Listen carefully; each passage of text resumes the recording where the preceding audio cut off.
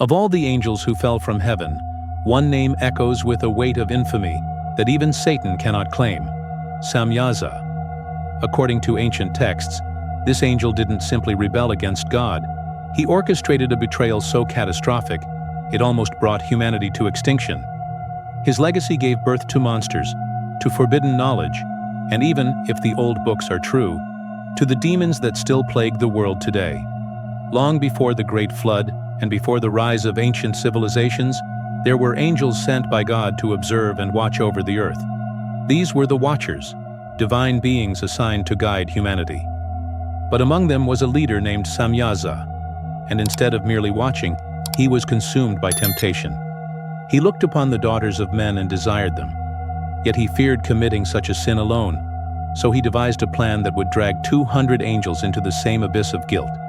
He said to them, "I fear you will not agree to do this deed, and I alone shall have to pay the penalty of a great sin." But they replied, "Let us all swear an oath and bind ourselves together, so none may turn back." And so, on the sacred heights of Mount Hermon, 200 divine beings made a pact, swearing upon the name of heaven itself. That oath was the beginning of the end. Once their pact was sealed, they descended upon the earth and took wives from among human women.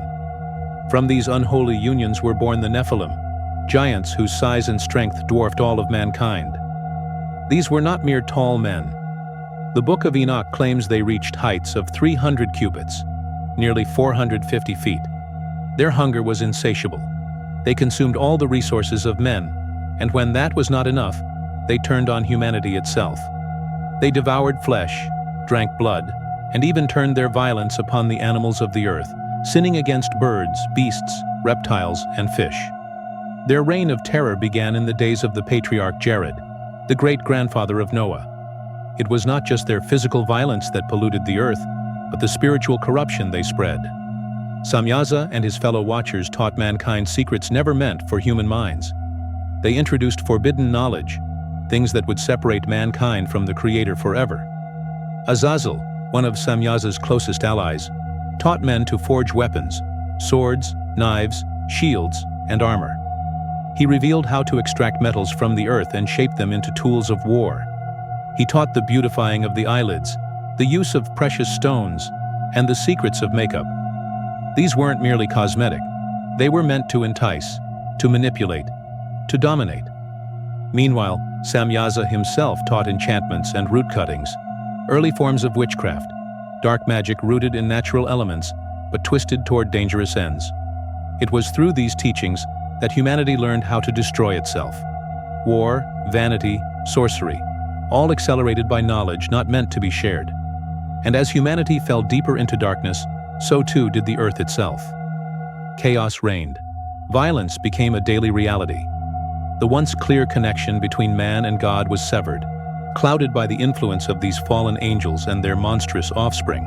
But God, in His mercy, did not bring judgment immediately. Instead, He sent a prophet, Enoch.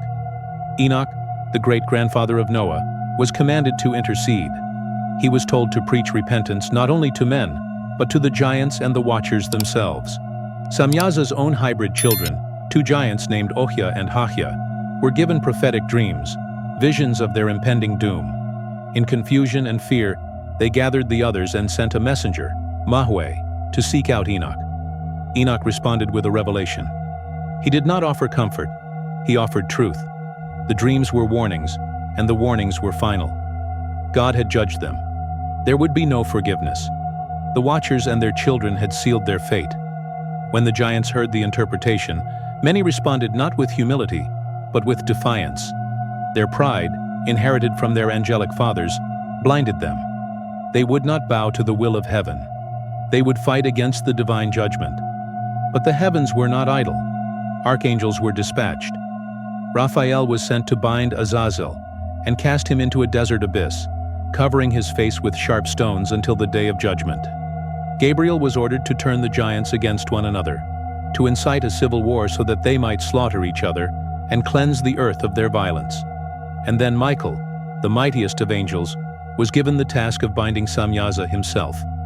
Samyaza and his followers were chained beneath the earth in a dark prison to remain bound for 70 generations. After that, their final punishment would come: the lake of fire. But before this, God issued one last act of cleansing: the great flood. Waters rose, engulfing the mountains and drowning all but Noah and his family, those whose bloodline had remained uncorrupted by the Watcher's influence. The Nephilim were wiped out. The world was reborn. But something of that darkness still remained. Though their bodies perished in the flood, the souls of the Nephilim could not ascend to heaven, nor were they allowed to pass into the underworld. They were cursed to remain on earth as wandering spirits, restless, angry, and malevolent. These disembodied spirits became what we now call demons. And thus, Samyaza, once a watcher from the heavens, became the indirect father of demonic forces. Not only had he led angels into rebellion, corrupted humanity with forbidden knowledge, and fathered a race of monsters, but his legacy continued through the spiritual torment his children unleashed upon the world. The magic Samyaza taught was not forgotten. It passed through generations, hidden in mystery schools, temples, and priesthoods. In ancient Egypt, high priests practiced magic, believed to be given by gods. These so-called gods were, in truth, fallen beings masquerading as divine. The priests used spells to protect, to destroy, and even to preserve the souls of pharaohs through rituals of death and rebirth. Amulets, curses, and sacred texts like the Book of the Dead carried echoes of the Watcher's forbidden teachings. Even in modern times, the remnants of these teachings survive in the occult, secret societies, and mystical orders. Hidden knowledge passed down through generations, distorted, but rooted in the same ancient betrayal. Powers used to control others, deceive the masses, and elevate a chosen few. Nearly every ancient empire, Babylon, Assyria, Egypt, and beyond, has myths of sky beings descending, bringing knowledge and manipulating mankind.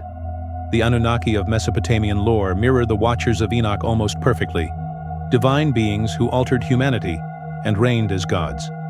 But none of this could have happened without Samyaza. He was the first to speak the oath, the first to descend, the first to sin. And yet, even in this bleak story, there is a thread of divine mercy. God warned them. He sent dreams, visions, prophets. He gave time. But justice came when repentance did not. And through it, he preserved a remnant of humanity to begin again. Today, Samyaza remains a shadow in the stories of angels and demons. His name may be forgotten by many, but his actions echo in the corruption of power, the obsession with secret knowledge, and the spiritual wars that still rage within the hearts of mankind. And perhaps in the final days, when judgment comes again, the prison of Samyaza will open, and the earth will once more tremble beneath the weight of what was once sealed away.